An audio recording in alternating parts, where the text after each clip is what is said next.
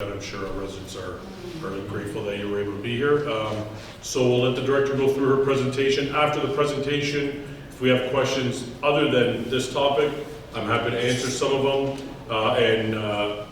My staff, Sam Manetti's here, Jessica's here, Christina's here, and Sam can help you with vacant unit tax questions after the meeting if you have any. I voted against it, but he can still help you with it. Just let me throw it on there. Sorry, Director, go ahead. Hi, everybody. Can you hear me? Hear me? Yeah? I don't know how to work it, Sam. Sorry. I'm not the technical person at all.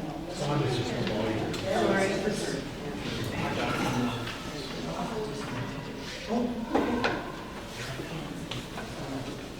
Good evening. Speak up.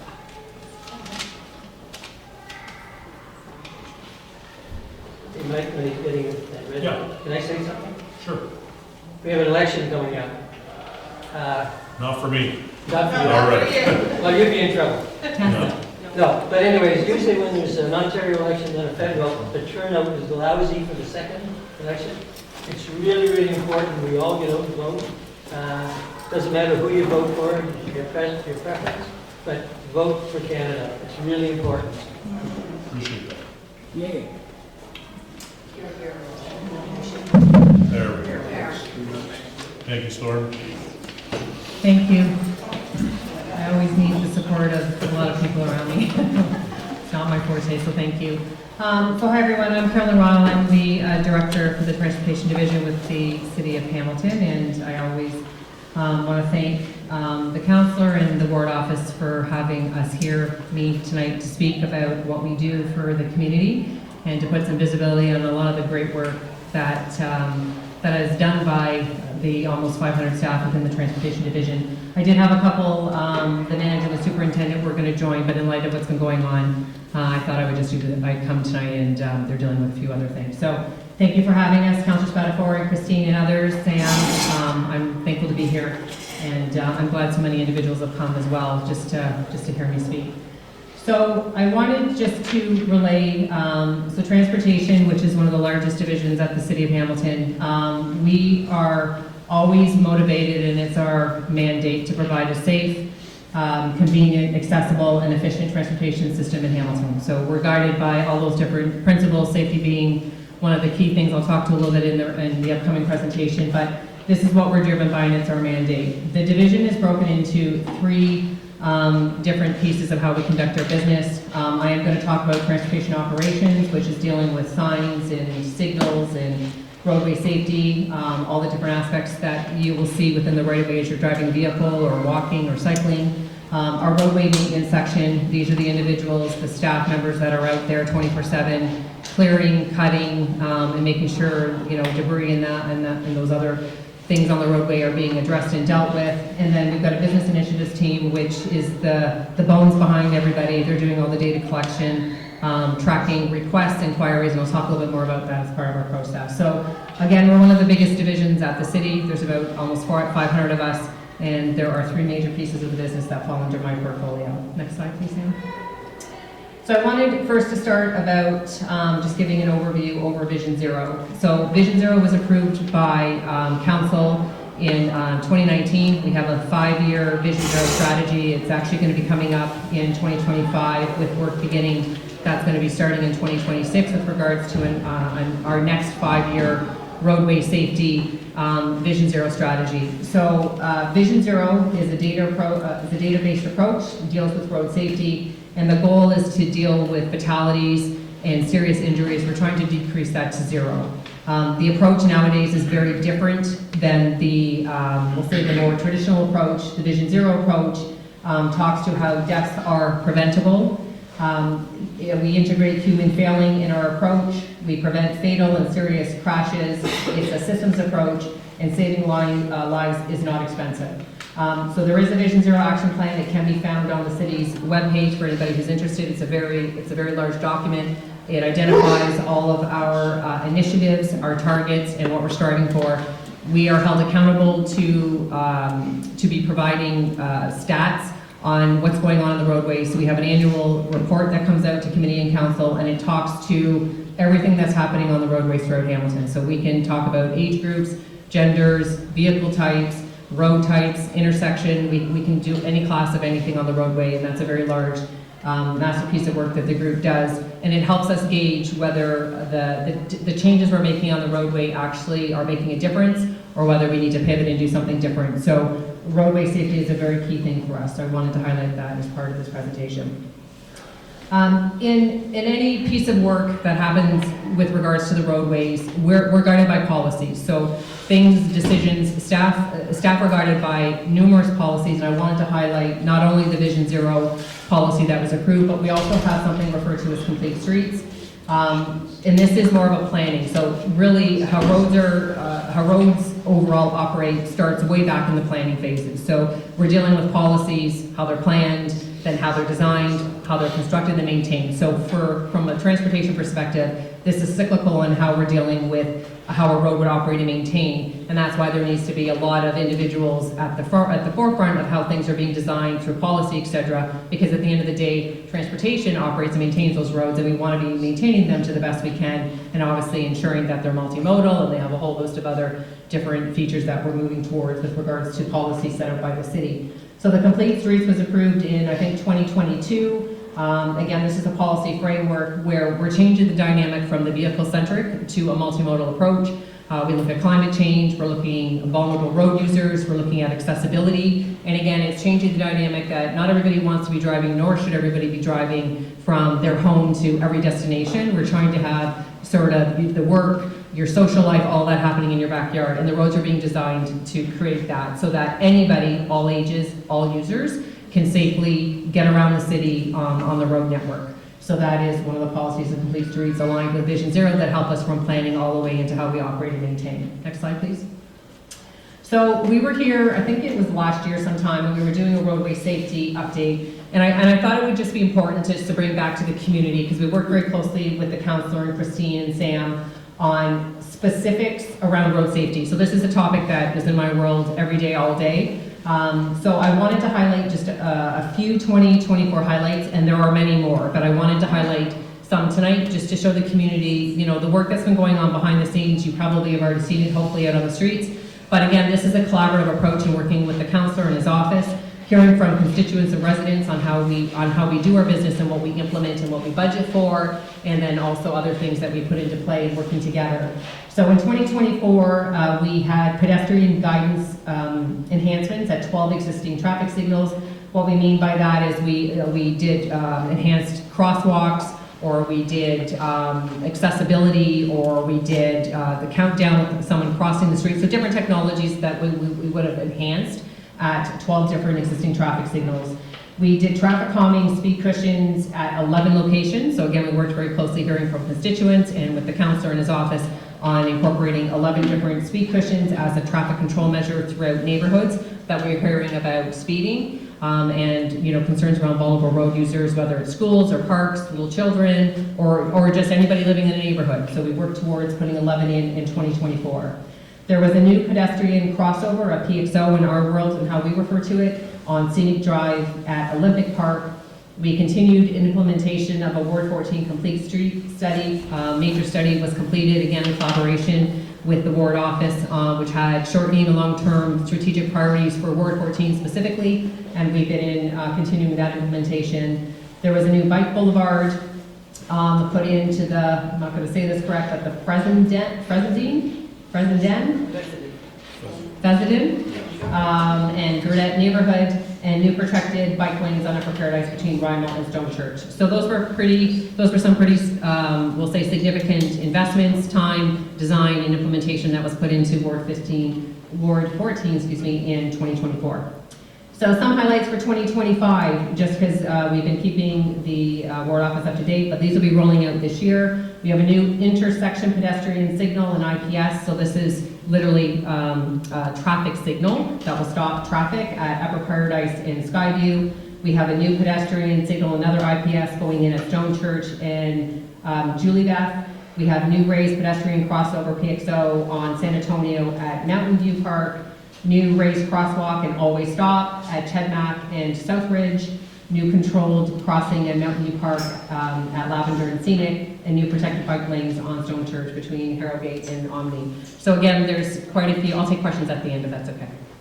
Go ahead. It's just that it's Mountain View Park, it's not Mountain View. Mountain View Park? View. Mountain View. Okay, perfect. Thank you. So this is just, again, some of the highlights of the work that's going to be ongoing in 2025. And we'll be getting this accomplished between now and the end of the year. And again, these are just a lot of the initiatives we heard from residents. And the good news is there's a lot of investment happening in this ward. So I wanted to highlight that today. Next slide, please. So with regards to, so that was the traffic operations, road safety element, and again, the work they're doing in the background. What I wanted to highlight from the roadway maintenance general responsibilities is just to give everybody an overview as to what this piece of the business does. So we deal with the winter maintenance, we deal with obviously all the snow clearing, whether it's the roadways, the cycle lanes, multi-use paths, sidewalks and transit stops, so that obviously just coming out of the winter we did, and I saw a little bit of snow when I was coming in here tonight and can't wait for this to be over with. But you know, there has been a lot of activity from the plows and all the other services we provide through winter. We're now moving into the grass cutting and debris pickup, so that spring program is right now just getting organized to begin. We're going to be doing road sweeping, so it's going to be different roadways are going to be swept. We're going to be dealing with cycling and multi-use paths and different BIAs across the city. We're going to be starting that piece of work with spring cleanup. Drainage is a big one. There's culvert inspections and replacements. We deal with ditching and rural cross sections, and we also do catch basin inspections, repair, and replacement. So we've got annual programs that have us out throughout the city from the roadway maintenance perspective, where we inspect, we prioritize, and we work through annual programs to get those replaced and rehabilitated as we need it. Roadway patrols, we have, following the minimum maintenance standards, which some of you may have heard me speak about previously, is provincial. We're guided by following certain guidelines on how frequently we inspect and then how we actually maintain our assets and our infrastructure. So we have road crews out patrolling, and again, we're repairing according to how they're reporting the different infrastructure when they're out on the road as well. Asphalt, we have a number of mill and pave, spot repairs, potholes, crack sealing, speed cushion installs. That will be happening again throughout this year. I'm going to be reviewing with the councillor and his ward office a number of resurfacing programs that we have implemented coming. I did want to share that tonight because I haven't had a chance to speak with him yet, but we've got a number of things happening in his ward, and there'll be more to come out on the resurfacing work and spot repairs we're going to be doing associated with that. And infrastructure repairs and replacement deal with, you know, bridge, guide rail, pedestrian, sidewalk, and driveway widening. So the division does a lot. So anything within the right-of-way falls under the transportation division. We are the asset owner. We maintain and operate all of it, other than transit, obviously. They would operate and they're on the roadway. But anything that you see within the property line of the city, there are staff associated with the review of it, the upkeep of it, the replacement, the rehabilitation, all of that falls to the transportation division. Next slide, please. So Ward 14, spring and summer activities, a little bit of just what we're starting. So grass cutting and debris pickup, from an urban perspective, so an urban cross-section, deals with sidewalks, it's more urbanized, curb and gutter. There's 12 cuts per year that starts April now to October. Rural cuts, the level of service that we work towards is 2 cuts per year. That is something we are looking at, but it has been approved right now for 2 cuts per year, and we're starting that right now through September. The link, the red hill, the ramps, we deal with 9 cuts per year starting now again, and then the main line for the link of the red hill. The main line, that's obviously the roadway specific, beside the roadway, that's 4 times per year. Sweeping schedule, all roads are 2 times per year, and if something is reported that requires us to go out and check, we do that. We just put a service request in and we go out and we'll take a look, and if it requires some cleanup, we do that in addition. And then the sidewalk repair and replacement program, which is something that's done from an asset management perspective. So we're out assessing all sidewalks throughout the entire city, and then we work with each of the ward offices to indicate which ones are going to be replaced as part of our asset management plan. So cracks or anything that's been identified for a safety risk, for example, we're out there and we're maintaining those, and we prioritize those based on need across all the wards. And there are a number of them that we'll be doing in this ward as part of this calendar year and moving into spring, hopefully soon. Next slide. So maybe I would just end with the intake and review process. So whether it's a road safety or whether it's a roadway maintenance item, so somebody calls the city or someone contacts the ward office, we receive the request. You can call the city line, the 905-546-CITY again. You can send an email to Ask City of Hamilton, or again through the ward office. We receive every single request that comes into the city that's related to the right-of-way. We actually log it, so it's given a service request, we have a date, we have time, and we also have the tracking behind what we reviewed and how we've responded. So I can check on any request that comes into the division with its progress and how we've addressed it, or where it is in the process flow, and provide that information back. So once the request is, it's been fed into the division and we've assigned it a service request number and it's given to the appropriate team to look at it, we prioritize. And you can probably appreciate that request, depending on the type and the potential risk, is something we do daily. If it's something, for example, like a stop sign's been gone missing or knocked down, that would have a higher risk profile. Obviously, from a safety perspective, we're replacing the stop sign ASAP versus, you know, something else that maybe get reported that day that, you know, we have a little bit more time to set aside to addressing it. So everything is prioritized. We receive 24,000 on average inquiries a year alone, just to transportation, and we receive around 2,500 road safety requests, which require quite a bit of on-site analysis, assessment, running it through different ward checks, doing, you know, the analysis we do, and then getting back and then the implementation. So there's quite a bit of work that goes on in the background. That's the analysis piece. We always come back with some sort of solution because we're interested in providing a solution. When we receive something from the community, appreciating that we may go out and do a speed study and it's not showing that there might be speeding happening when we did our snapshot. However, we're always wanting to work with the community and the counselor in his office on alternatives. So it may not show that a speed cushion is needed. However, if the community wants it, we work through a petition process. If there's something we can do with enhancing pavement markings or pavement markings or additional signage, we do that as well. So we're always trying to work to find a solution to deal with the request that's come in, and we're always very transparent on our findings and then our next steps, and working with, again, the ward office and the requester. And then the last piece is the implementation, which again comes into if we've got the funding, we're able to do it. If not, we'll work with the ward office on potential funding they may have, or we put it into capital budget and we budget it for the next calendar year. Last slide, Sam, thank you. And then just lastly, I thought I would end with just contact information. So again, you can contact the Customer Contact Center, the CCC, 905-546-CITY. Again, you can direct anything to them. You can send them an email and it gets directed to transportation if it's related to our line of business. Or you can go straight to transportation operations.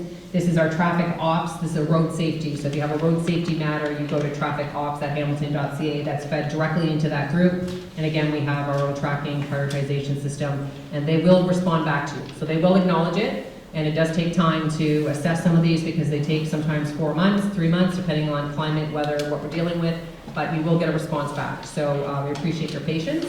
And I just wanted to say thank you again for having me here. Very quickly roll through those 9 slides, but I'm happy to answer any general questions, and if there's anything I need to take away and respond back to, Christine's going to help with just taking down that question if I need to go back, and I'm happy to provide an update. Thank you, Director. Any questions for the Director? Go ahead. You know, all of this, and I ask, why are our roads in such bad shape? Consistently bad shape. It's a good question.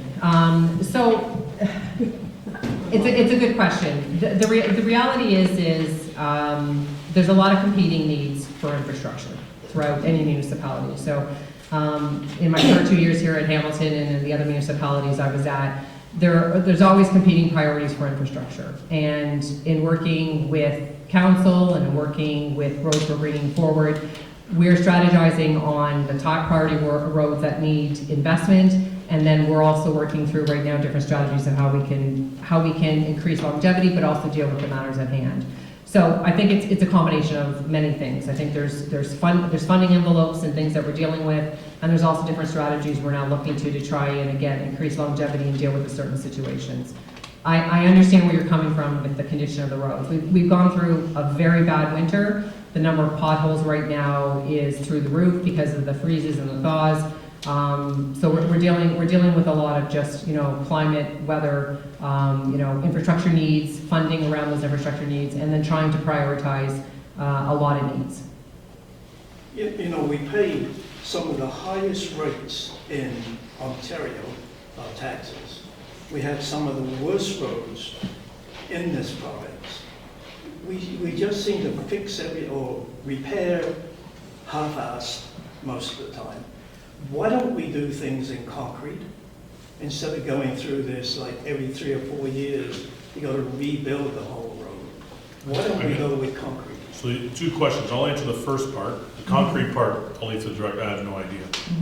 When we talk about why we don't do more, the director or the GM of Public Works, their department spends the money we give them. Oh, absolutely. So council decides how much money we're gonna give.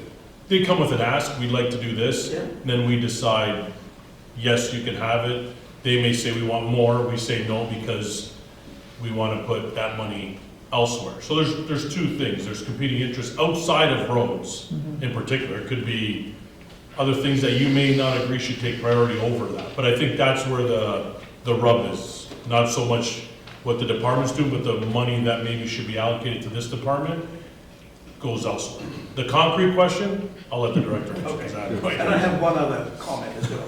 Why can't we get more synchronized lights in this city? We've got King and Main, the lights are synchronized, nowhere else. So, you go 100 yards, you sit idling for a minute or 2. You go another 100 yards, same thing. There is software available that will sort all this out and do the synchronizing automatically. We are so far behind, so far behind. Keep traffic moving, for goodness sake. Don't let us have idling away for minutes on end. So maybe I can just talk generally about a couple of those things. So there's a lot of needs when it comes to the roads, and I'm the advocate for pushing for as much funding as we can for the roads. And there's a number of initiatives and a lot of good work that's happening in the background around asset management, for example, and different strategies that the city does and is going to continue with, but new strategies we're trying to bring forward. So as part of this capital budget, it was approved, there was an additional $5.5 million for a resurfacing program. So we do have resurfacing, but this was an operational resurfacing program that was approved by council to assist with putting another $5.5 million in, where we're going to go in and do, shape and pave, for those who may understand that lingo more than a resurfacing. So there are different strategies that are coming to the table on how we deal with it. Trying to save the longevity of a road is the best value versus going into major reconstructs, because a major reconstruct is time and a lot more costly. So it's a balance between roads we're reconstructing because we're trying to change the dynamic from a vehicle to a multimodal. A lot of development happening throughout the city as well. So there's a lot of balances we're trying to deal with. And we're managing through those different ways of how we're going to bring those forward and continue to bring them forward. When it comes to the synchronization of lights, that does exist with the city. The city does do that. We were impacted through, which I know a number of you may have heard, through a cyber incident. That system is something we're rebuilding, and we're in the midst of doing it right now. That's manual right now for us. We have to go out and manually assess, which we're doing, and update them accordingly until that system is rebuilt, which is in the midst of being rebuilt right now. So that's just a lingering outcome of what we're dealing with. And again, if there's something that you're seeing out there specifically about a specific intersection, you can send it through. We'll have manual staff going out to check it, and if they need to retime it or resync it, they'll do that. But it is a system that does exist. We're just rebuilding it to get it back to where it was. Because every road we travel on almost, there's no synchronization at all. It's a little bit of an impact until that system's back up and running. I see, yeah, go ahead, sir. I have a question. Because this area is exploding in development, there's been a rumor going around for years that there is a possibility of having a roundabout on Scenic and Sanatorium, and on Sanatorium and Rice, because the traffic coming in and out of these surveys here is just unbelievable at rush hour. And especially the one at Rice Avenue and Sanatorium, it's a very dangerous situation because of the way the roadways intersect.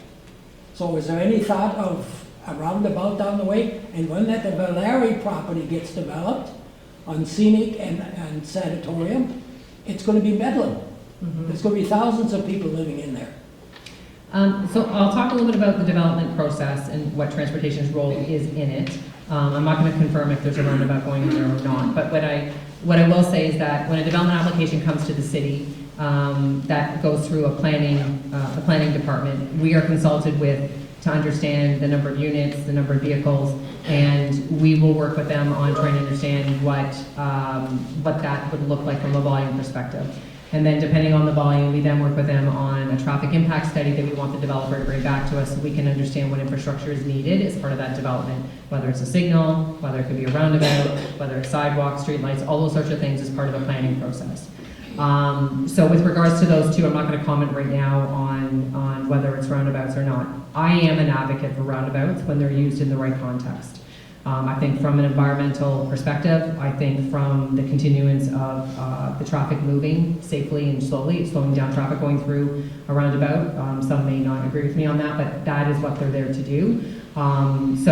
There's huge bonuses even operationally with having roundabouts, but they need to be put into the right context. Putting them into a major intersection is not where I would ever recommend them, and we would never do that. But on, within subdivisions where you're trying to move traffic slowly and keep it going, again, they make general good sense, and I am supportive of putting those in where we can. And a number of locations do get them, but it's a part of a review process. We don't just approve a roundabout. We go through an analysis that deals with volume and speeds and how many lanes of traffic, because again, you have to be putting the right infrastructure into the right context. And we're very mindful of that when we're making those decisions. So I won't speak to those two specifically. I can follow back up with you if you'd like to understand that more. But that's just the general context of how we receive it and how we review it and provide feedback. Hi, I'm Jason Riley. I just wanted to assure you I didn't come tonight to complain about the roads. As a matter of fact, our friends invited us to come. I didn't even know the topic of the conversation, but I do believe in karma. So I'll take this opportunity, if I may. Where should I start? Just to give you a personal experience, anecdotal story. Last fall, we had Paulette's rear shocks and spring. She had a broken spring in the rear of her car and shocks replaced last fall. This spring already, I've had the shocks and the front end replaced on my Challenger, okay? Because of the roads in Hamilton. And, I have friends, I taught in Burlington for years. I have friends in Burlington. They come to visit us in Hamilton, and the first thing they say, why are the roads so bad in Hamilton? It's embarrassing. It really is. And case in point, we were driving home yesterday. Please take this down, the right-hand lane on Fennel between James and West 5th, right? That's the next intersection. The right-hand lane, the curbside lane going west, okay? Westbound curbside lane, thank God I had my suspension replaced a couple of weeks ago, because we went over this ramp that had no landing ramp. And it bottomed out our shocks in my car. And we were going less than the speed limit. We were going really slow. We were going 20 kilometers an hour, and it was unbelievable. No signage. There's no sign for a bump or anything. It's like it's normal. And it was, and I meant to call, and now I'm at this meeting, and I've got to make you aware of that, because I don't know how many people are going to get their front ends wrecked on that, okay? So it's the right-hand lane going west between James and 5th on Fennel, okay? Make sure you let Ward 8 know to fix their roads. Yeah. Oh, is it there? Maybe he should invest in his roads, but I'm just joking. So then the next thing is, last week I'm a CAA member, and I get this CAA email. It says, fill out this survey for the worst roads in Ontario. They do it every year. So I said, Paulette, what's the worst road? What's the worst road in Hamilton? And we both agreed it was Aberdeen. Because our kids live all of Aberdeen, so we had. One of our girls lives on Aberdeen. And Main Street's brutal. I try to avoid Main Street as often as I can. but Aberdeen, I think, is worse. So I go to fill it out, and I check 2024 results, the very first one, they had the 10 worst roads in Ontario. Aberdeen was the top of the list last year, and we're voting for it to be the top of the list this year. Well, you'll be pleased to know that we're partially repaving Aberdeen this spring. And we're also going through a full reconstruction of it in the next little bit as well. So you'll be pleased My to last hear point, if I may. Okay, before I had the suspension done on my car, every time I drove up our street is Gulfwood Drive, right? It was like a bass drum playing very loudly in my car because there's so many pits and valleys on Gulfwood Drive. You know, it's a windy, serpentine street, and it's just brutal. It's just absolutely brutal. Now, I saw that on Trevi, you guys are repaving Trevi going into the other side of Paradise, right? Onto the eastern side of Paradise. When Paulette mentioned, hey, they're gonna fix Trevi, it's terrible. Trevi's terrible, and it just continues on to Gulfwood. And I'm thinking, oh great, they're gonna do our whole subdivision, they're gonna rebuild. No, it's just like 2 blocks on Trevi, and then it's going the other side of Paradise.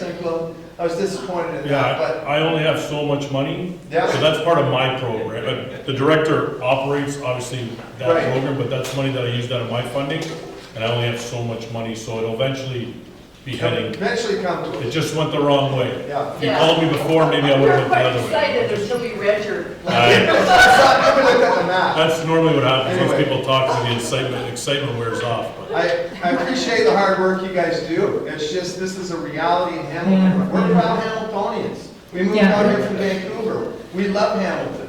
Yeah. But, you know, it's really expensive for the average person to drive a car in this city. So, listen, I'm an advocate for transportation. The more funding that comes to my group, the more I'm able to do out on the road and work. So, if you are experiencing issues, we need to really contact us because we hold all the stats on them as part of the conversations we have as part of the budget process. We are making incremental changes and steps in the right direction to address it. It's going to take us some time, but we are putting different programs into place to help with it, and we appreciate everyone's patience. So if you've got roads that need assistance, you need to email us, you need to contact the ward counselor, and we'll be working with, the ward counselors on next year's items, and, roads is always top of mind, but, again, there's a lot of competing interests, but I hear what everyone is saying, so I appreciate your patience with it. I got to go there, and then we're gonna work our way back to this side. And I got you two, go ahead. So I'm not sure what is being built there, but on Stone Church Road. Is this in regards to the house? Is that Oh, house? no, yes. Yeah, no, well, just give me 1 second. Let's stick on transportation, once the It is director. transportation. No, it's not. It's not transportation, it's development, it's building and planning.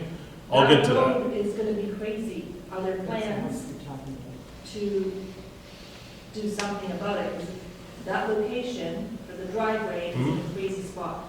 That's my question. I don't care what's being built there. Oh, It's so all- you This is care a about, transportation question. if the road is changing, Or access to The that access, property? it's just gonna be insane, like, there's a drive, the access to the property is gonna be a driveway in and out, but are we gonna, is there anything happening to the road is what you're asking? Are we changing the road? Yes, but are we gonna do anything, because it's gonna be. So there's no changes right now that are gonna be done to the road. And I can say that that driveway access was reviewed, and there was an engineering drawing that was submitted to the city that was reviewed as part of that process. So from an engineering standpoint and from sight lines and from road safety, it was reviewed and it passed. So,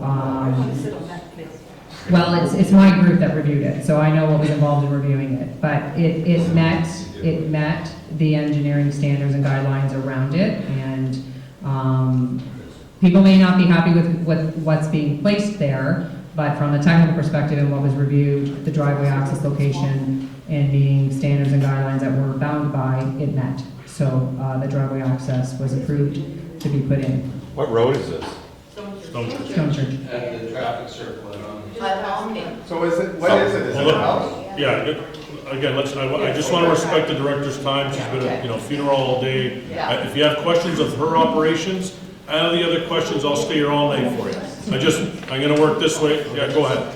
When it comes to changing the roadways, is there a time you actually ask the houses before you rip up the road if they're gonna change their piping to the house? Because you guys do a great job to change the roads, and then in a year, 6 months, somebody can call, and you get companies come, cut up the road, which I don't know if you check to see if they do a good job, because every time they do a job, they make the potholes worse, make Hamilton worse. Because I don't think there's any responsibility taken on these guys taking a job, doing a job, and leaving, and there's no one gets reprimanded for doing a terrible job. It's as if I can just start a company, get the job, cut it open, and get it done, and no one's gonna come after me when I create a pothole. And it screws up his life. It kills everybody quickly. So we allow people to just dig and build. A lot of people, what was it?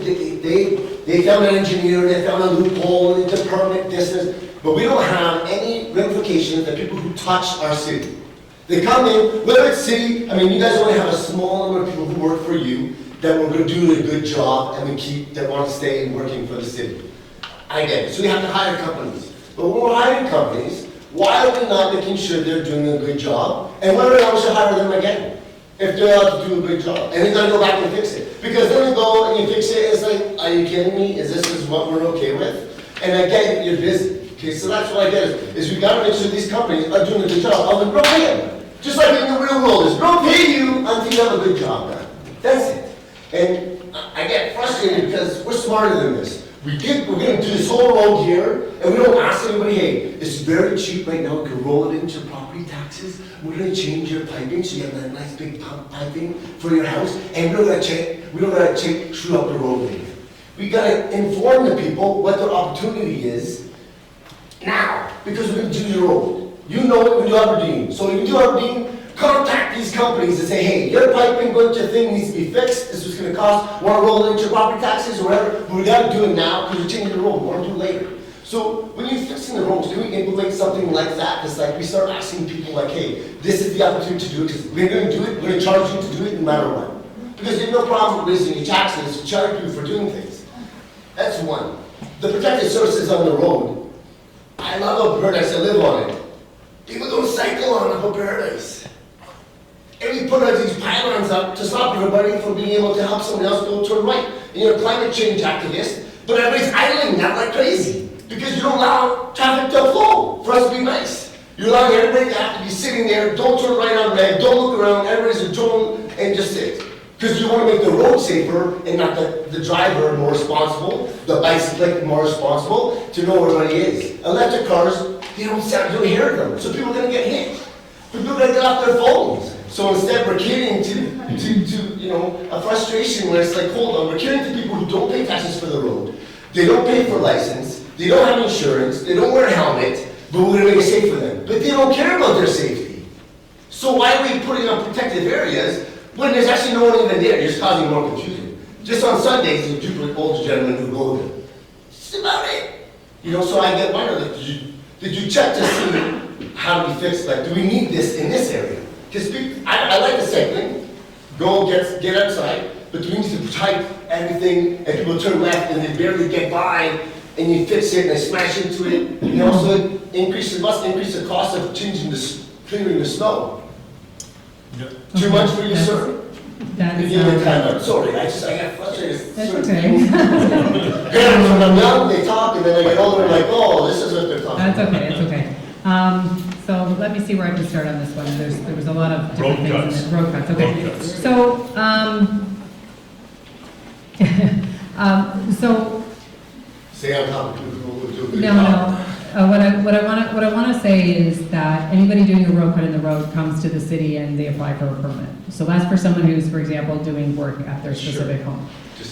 They will come to the city, they will get a permit, and then they will obviously hire their contractor, and the city is to be going out to inspect it. And listen, settling happens, and we need to call them back, and they need to fix it. Sure. I'm just telling you about the process. So settling and that happens. It even happens when we do it. So yes, we do have processes in place for that. We're dealing with water main breaks. There's old water infrastructure. So, that's a different department that's out dealing with water main breaks, and then again, the road's being repaired, the road settles, and then, we've got to go back and touch it up. So there are processes in place Whether you are convinced on that or not, there are processes in place that deal. The question, my question was, are we checking to make sure they're doing the right job? So let me finish. So there are processes in place that we obviously have them doing certain things, and we're out checking. Our contractors that do work on our behalf, we monitor their work, and they're not paid until the work is done to the way it's supposed to be done.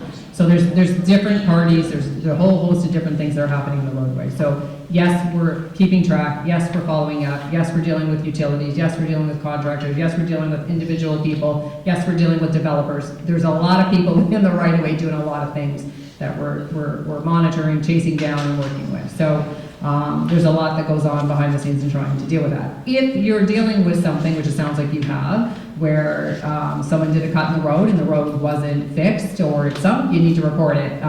We have people driving the roads, we have patrols, but you know, the things happen, so we need to report it, and we're happy to go out there. We're also patrolling for it. You just So said let me you guys finish. checking the work. We check their work. Anything that we do, we are checking our contractors. But my point is, there's a lot of other people that are in the roadway doing a lot of work that we are patrolling and monitoring. And there will need to be work that will have to be done from settling other things that are happening. With regards to programs and a reconstruction that you're talking about, and we'll use Aberdeen as an example. We're not reconstructing a road unless we talk with water and wastewater. They have the below grade infrastructure, and we're working with them on what needs to be replaced up to property lines at the time of that. So if they need to upsize any water main or any distribution to specific homes, that is part of the reconstruction program. That's why it's called a reconstruction. So we're dealing with below grade, and we're building it all the way up. If we're dealing with just a resurfacing, we're not touching below grade. We're going in just to deal with the top course to hold the road over until we go in to do a full reconstruct. So again, depending on what we're doing, resurfacings are quicker, cheaper. I can say that I'm working to put a lot more of those in to deal with the current state of the roads, even though a lot of the roads need to be reconstructed. A lot of money, a lot of time, we're not at that point. We need to deal with things in the immediate stage right now. So that's what we're doing. With regards to bike lanes that you're talking about. So protected. Whether they're protected or not, if you don't put them in place, there's no opportunity for people to use them. So when you say that no one is using them, if there's nothing on the road, I know I'm not cycling on the road. So I'm telling you the perspective of the policies and that we're working to, is that it's multimodal. We're transitioning roads to accommodate for other users. It is no longer, from my viewpoint, a vehicle-centric, as many people would disagree with me on that point. But you're not understanding, okay, so where's the data that shows we need to do that in place? Like the sidewalks no longer offer that, which has been for years. Well, you can't cycle on a sidewalk. You're not supposed to be cycling on a sidewalk. Okay, you're right, but so again, it's about protected, specifically Upper Paradise, it's a busy roadway for the kids to go to school and people drop off. Yes. So it's a specific question to protecting. I like the bike lanes, I love it. I think everybody should bike, good luck. My question was a protected one, and is there, like, how did you come up with that number that we need to put up these posts there that make it difficult for drivers who pay for the roads? So do the drivers don't pay for the roads, taxpayers pay for the roads. Cyclists So, are taxpayers too? We pay for the roads too, Yes. and for the... Okay, taxpayers don't fund. Taxpayers don't have to pay for insurance or a license, okay?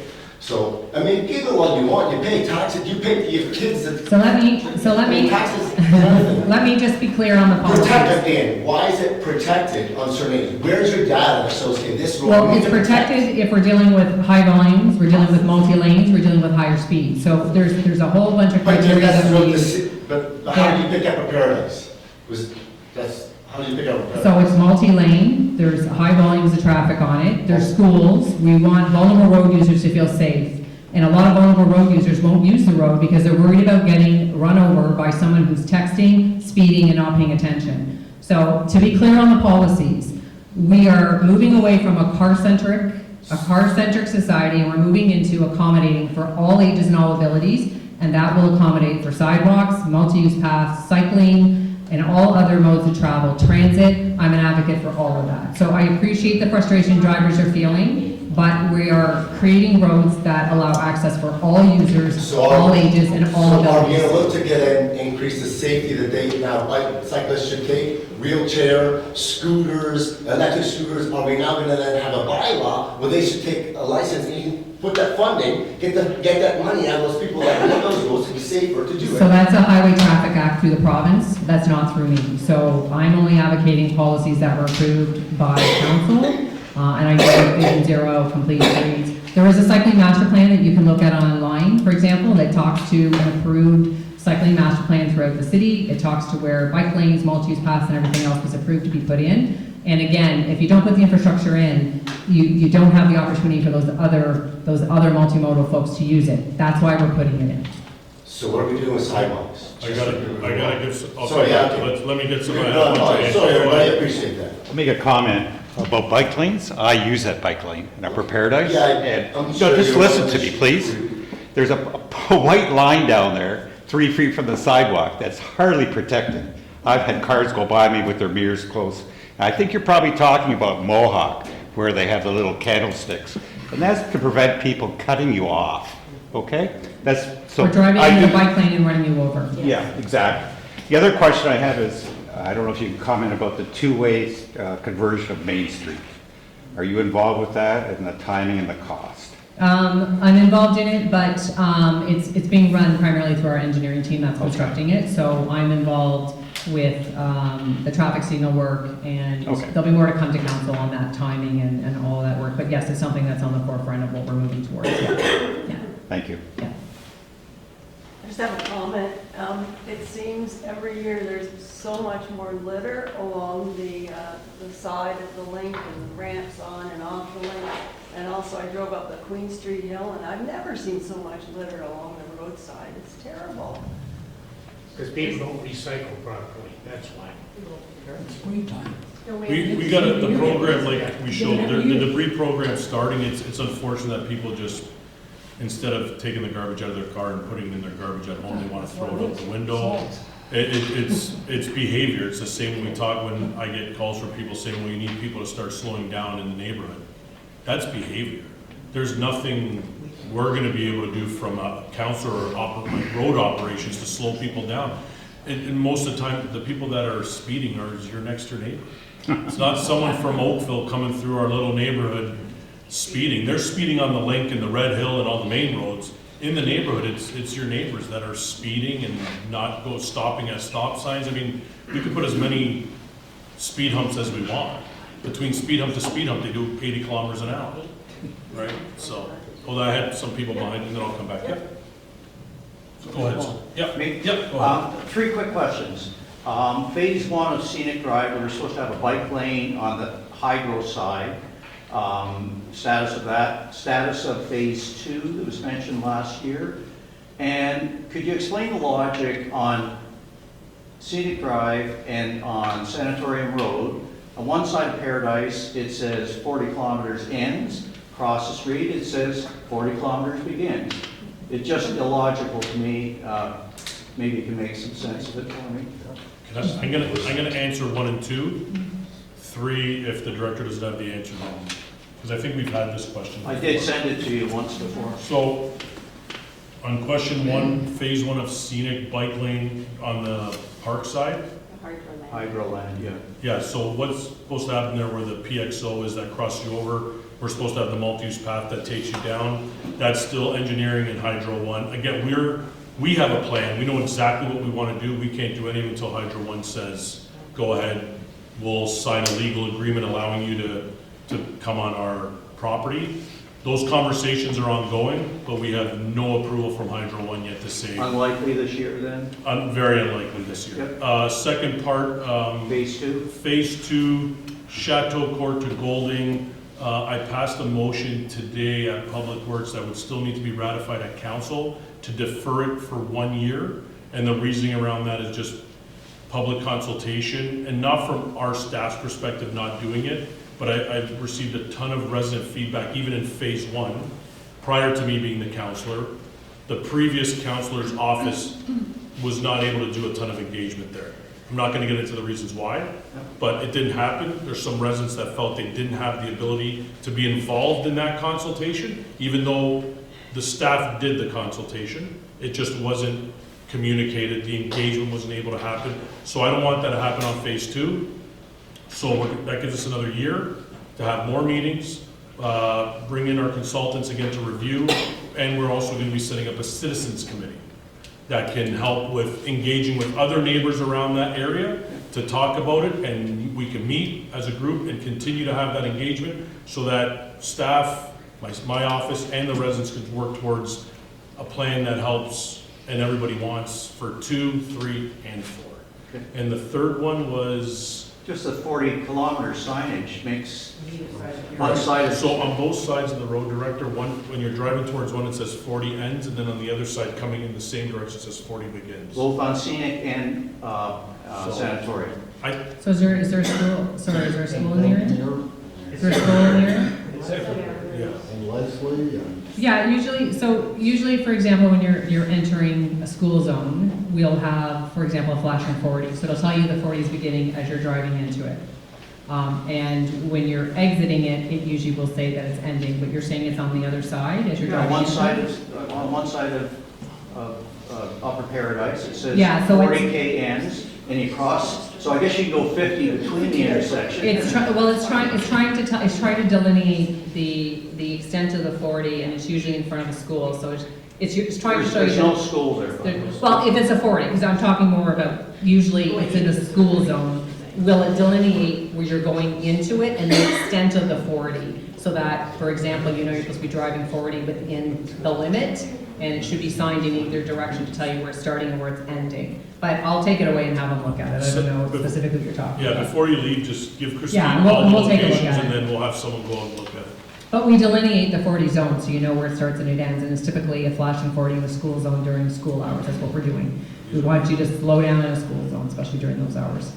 School zones are all down 30. Yes, yep, yeah. But outside of here, flashing 40, for example, there's a lot of schools outside of Hamilton that are flashing 40s. Yeah. I just have a quick question. It appears that the exit ramp from the link to Mohawk has been under construction for 3-4 years now? No, it's been under construction for about 6 weeks. So Oh, it was blocked off before that. So it was blocked off And you had tried to because, exit it, and all of a sudden the 2 lanes yeah, go down to 1 lane. so there was a sinkhole there. The sinkhole happened in end of 2023. We shut the road down because obviously we didn't want a car to fall into the sinkhole. And then that capital project had to go through the 2024 capital budget process. It was approved, and now it's being done. It'll be done 4 weeks. I think in the next 4 to 6 weeks, it'll be done and So open, what are they doing? fixing the road, because Yeah, they're there gonna was be reconstructing. nothing the road. underneath. Yeah. So they would have hired consultants. It Yeah. wasn't done by transportation, it would have been done by engineering to help us. They would have hired consultants to be brought in to take a look at the sinkhole, the size, they would have had geotech done out there, and then they're gonna be rebuilding the road safely. That's why we closed it, because of the safety concern, and then there's been a lot of other work in the background to get it to us to be able to rebuild it. Thank you. Did someone, okay, Bob? Upper, Yeah, no, Upper Paradise and Stone Church, they've got no turning on the red light. Yep. Mhm. I'm guessing 25% of the people do. We don't have police to enforce it. Is there anything that could be done? When it's a red light camera, why don't they? The director can't help with police enforcement, but, I mean, I could take that back to them, but I. But if you have an area that you frequently drive and you see is not being obeyed, you need to send it in because we work directly with the police, and I'll put it on the radar to go out and do selective enforcement for us. They're being put in for a reason, it's a safety reason, which I know most people know. So if someone's not complying, like running stop signs is another one I hear about every day.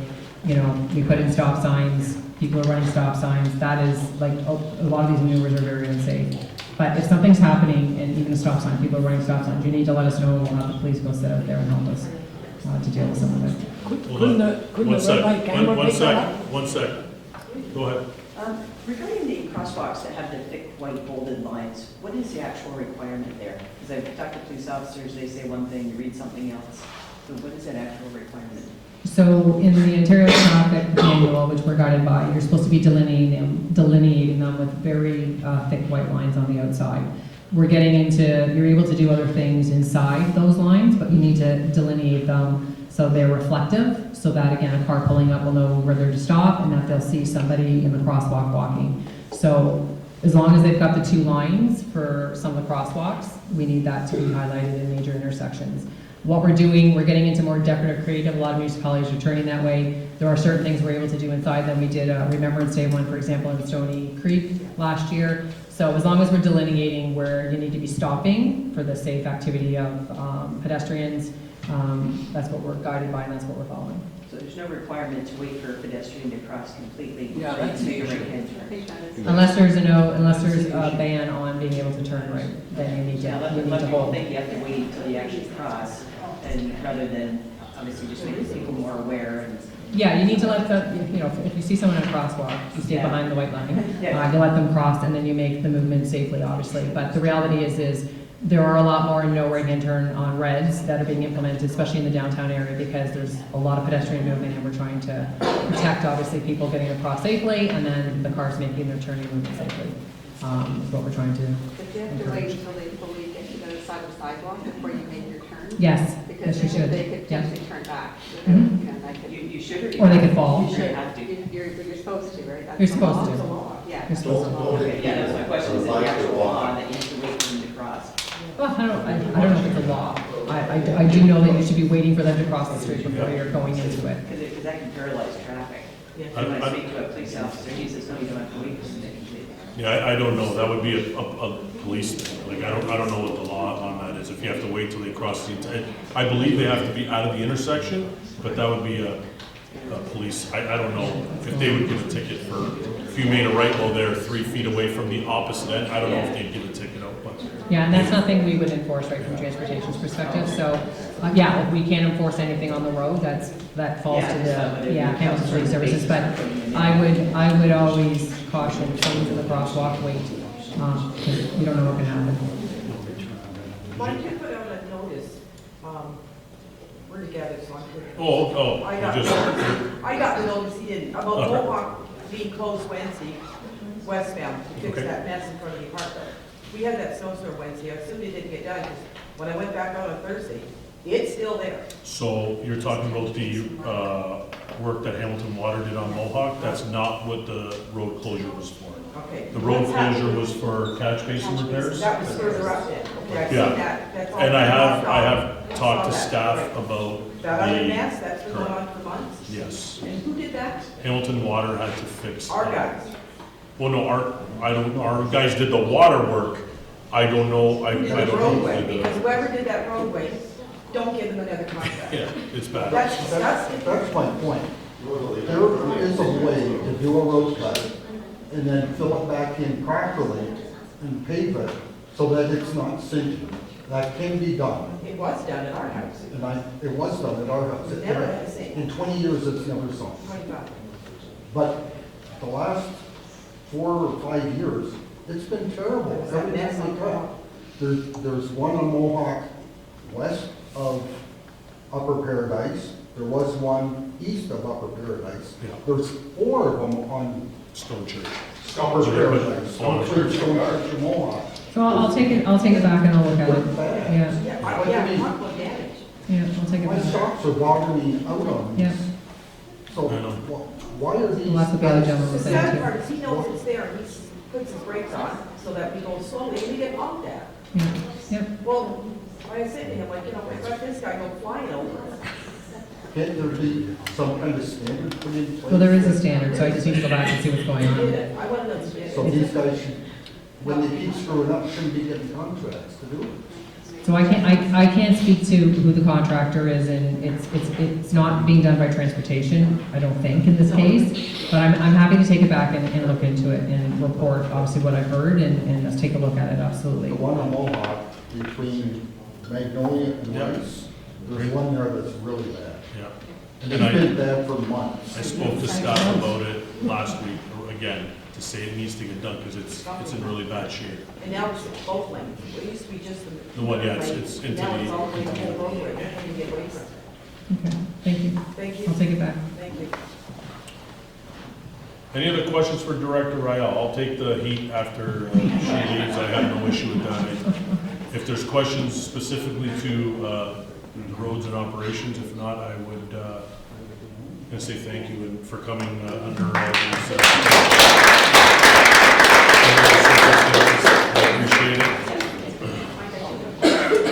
For me or for? Okay, yeah, we'll just, you want to shut that down, Sam?